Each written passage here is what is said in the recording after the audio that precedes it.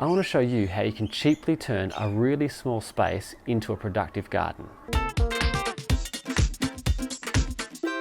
Bite-sized garden.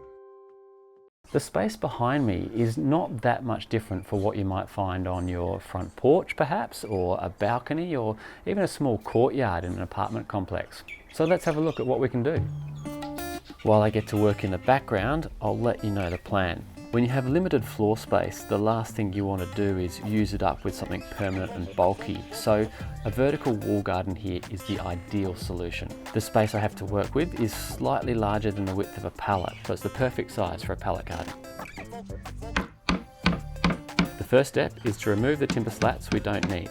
Without a jimmy bar, this is about as fun as it looks. It's not hard, but it does take time, and some are a little more stubborn than others. Keeping safety in mind, make sure you take out any nails as you go. Having previously made a similar, albeit more basic vertical garden, I know that soil can dry out really quickly. The idea this time is to combine 2 pallets to create 3 double slat, double width rows, making a total of 6 individual beds that each hold plenty of soil. This should reduce the need for daily watering, except on those really hot days. The next step was to mark up which slats needed to go on the other side and which ones I wanted to move up or down. Thankfully, on this side, it's much easier to get them off.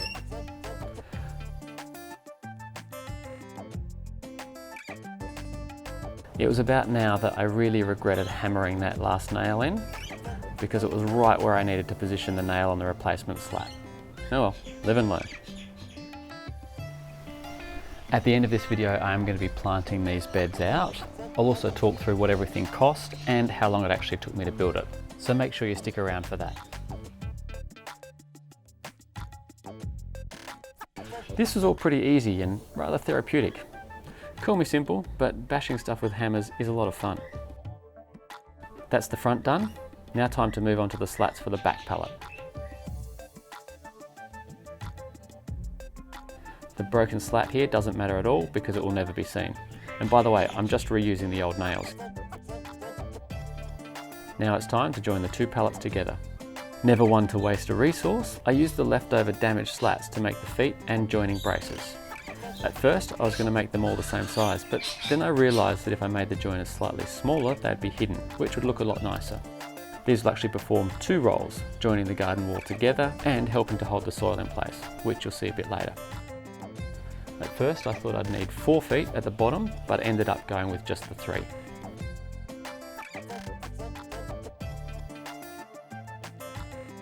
Attaching the first few joiners was a little tricky.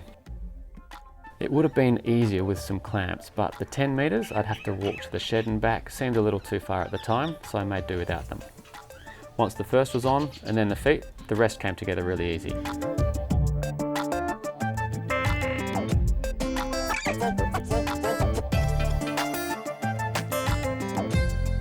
To make sure there'll never be any danger of it falling over, even if a child or pet tries to climb it, I've added these feet.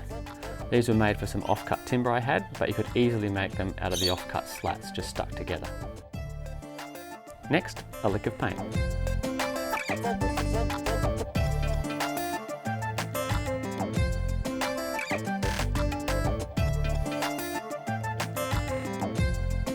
Holding the soil in place, I'm using some shade cloth offcuts cut into 60 by 50 centimetre lengths. I fixed these in with a stapler, being sure to fold the edges over to make sure it looked nice and neat.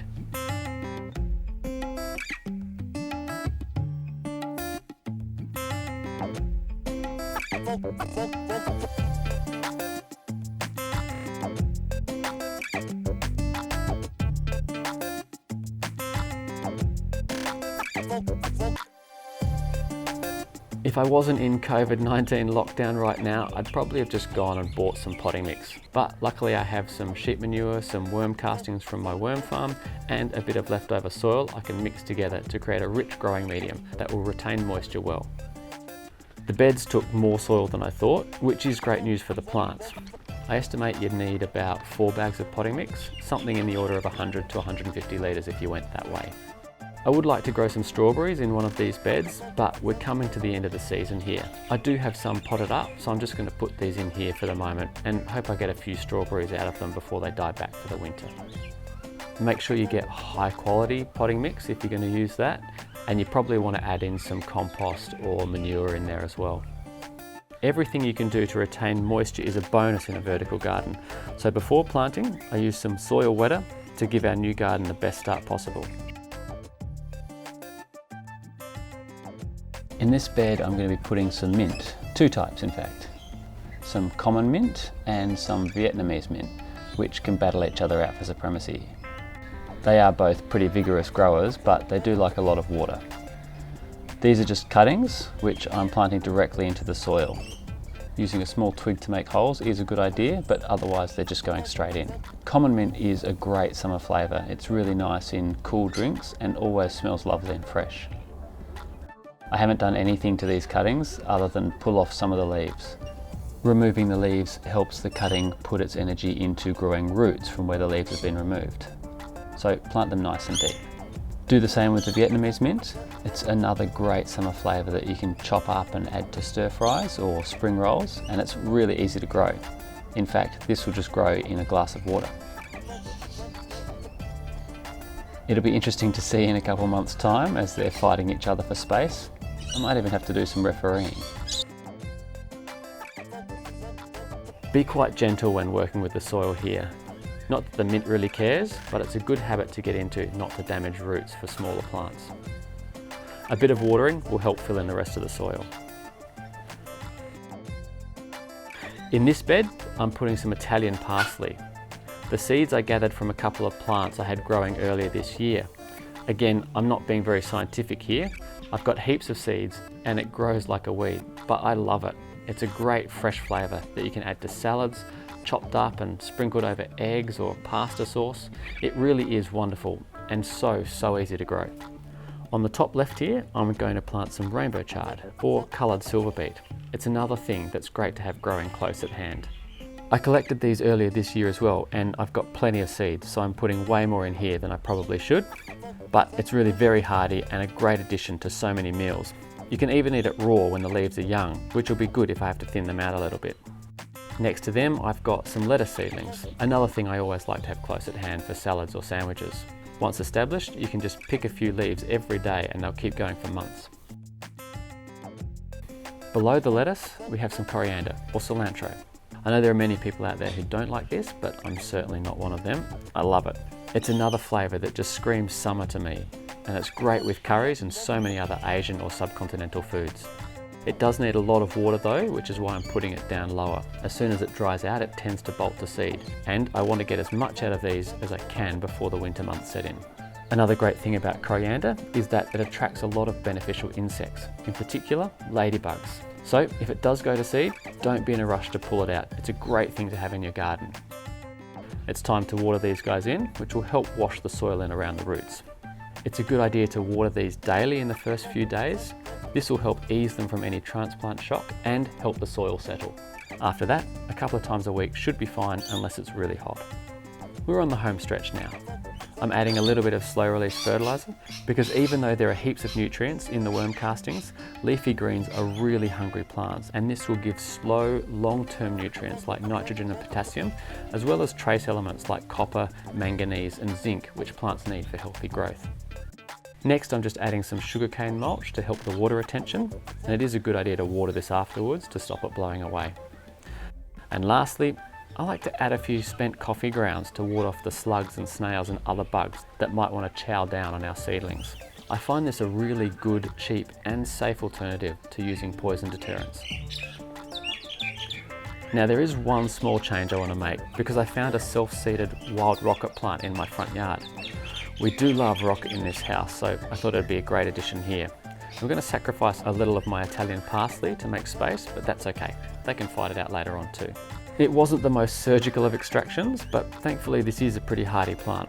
That said, I will take off most of the leaves to help it get through the transition. Plants do store a lot of energy in them, so it'll be able to bounce back a little bit better this way. Leaving the leaves on forces it to use up its energy keeping those leaves alive, but this way all the energy goes into the new growth. This area doesn't get a heap of direct sun, so things won't grow too quickly, but that can be good for herbs and salad greens like these. As I said earlier, the joiners help hold the soil and the shade cloth in place, but they also allow for the water to drip through to the bed below. Now that we've got to the end of this, you guys are probably wondering two things. One, how long did it actually take me to make this? And two, how much did it actually cost? Well, it took me about 5 hours plus a little bit of time to let the paint dry, so it's something that you could easily do in a single day. The most time-consuming bit for me was taking off the timber slats off the pallets, but I think if you had a jimmy bar, they'd probably come off a whole lot quicker. Well, in terms of costs, everything I used I had already, so it didn't actually cost me anything. I even had the seedlings, but if you were to do it from scratch, what would it cost you? Pallets are pretty easy to come by, so I think keep your eye out and you should be able to get them for free without any problems. The rest of the timber I used came from the discarded slats, so there's no cost there either. I used roughly 3 meters by 1.2 meters of shade cloth, of black shade cloth. I used about half a litre of paint, although a little bit more would have been quite handy. Perhaps 4 bags worth of soil, of potting medium. I used about 30 nails and a few screws, but again, those could have been salvaged from the pallets. There was the soil wetter, the slow release fertilizer, and a couple of punnets of seedlings. In Australia, that'd cost you under $100, but I'd be surprised if you couldn't do it for a lot less than that, just by keeping your eye out and looking for free stuff that people are giving away or leftovers here and there, little sample pots of paint and stuff like that. I hope this has been really helpful. If you've got any questions or want to let me know how you went with your pallet garden, let me know in the comments. You can also tag the Bite Size Garden on the socials. I'll put the links in the description below. If you enjoyed this, please like and subscribe, and that way I'll know to keep making more. All the best. Take care out there, and don't forget to grow more and waste less.